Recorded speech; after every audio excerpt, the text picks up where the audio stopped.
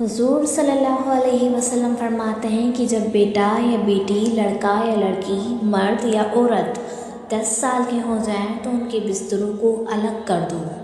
ان کے بستروں میں جو رات کے آرام کے بستر ہیں ان کے بیچ میں فاصلہ کر دو۔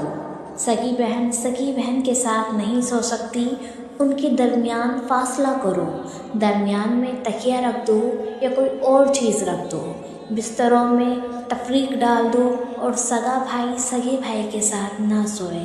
یہ شریعت کا حکم ہے۔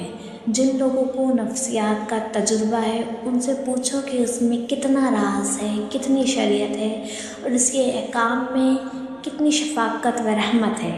لہٰذا اپنے 10 سال کے بچوں کو کبھی کھٹا مت لیٹنے دو، بیچ میں کوئی چیز حائل رکھ دو۔